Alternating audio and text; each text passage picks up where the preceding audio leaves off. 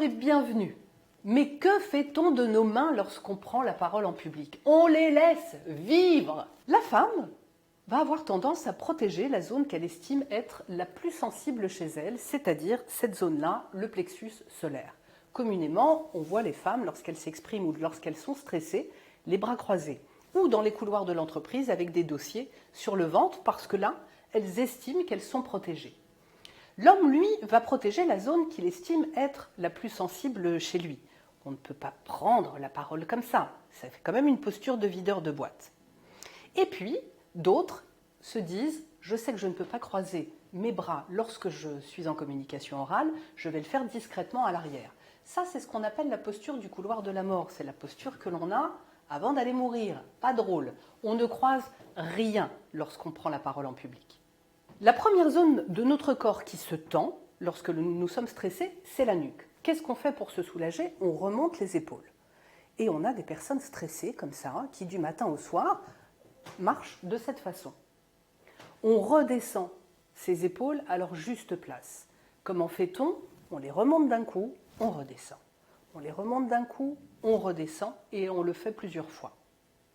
Lorsque vous prenez la parole, laissez vos mains vivre. Elles vont accompagner naturellement votre discours, bien évidemment, et j'y suis très attachée, en respect de votre personnalité. Une gestuelle assez discrète ou une gestuelle plus importante pour certains.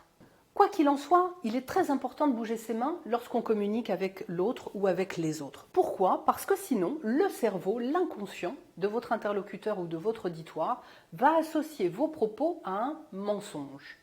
Parce qu'un menteur ne bouge pas ses mains. Donc en réunion, quand quelqu'un vous affirme quelque chose avec les mains sous la table, vous pouvez douter de la vérité de ses propos.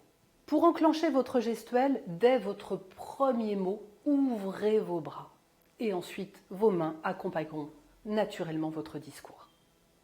Quant à la posture, qu'est-ce que je fais de mon corps? J'ai juste envie de le fermer de tous les côtés pour témoigner de mon stress.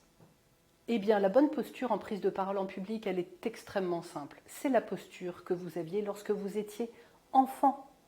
Est-ce que vous avez déjà vu un enfant parler en croisant ses membres? Jamais. Il arrive devant sa famille, le ventre en avant, et il exprime ce qu'il a exprimé. C'est ça, la bonne posture, le ventre en avant, en moins bien évidemment.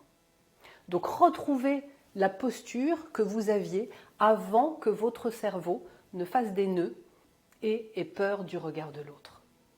Exposez-vous tel que vous êtes, l'image du corps y compris. La bonne posture, mes jambes prolongent mon bassin, sachant que chacun a une largeur de bassin unique, chacun aura un écartement de jambes unique. Pas de Lucky-Luke et pas de jambes trop serrées. Soyez stable. Et à propos de stabilité, j'ai un exercice pour vous qui est pratiqué par les danseurs. L'exercice de l'ancrage. Que ce soit une prise de parole en distanciel, assise, debout, cet exercice doit être fait avant toute prise de parole. Comment ça marche? Je vais me mettre sur un pied et je vais faire en sorte que le talon, la plante des pieds, les doigts de pied touchent le sol. Je vais chercher cet équilibre pendant quelques instants.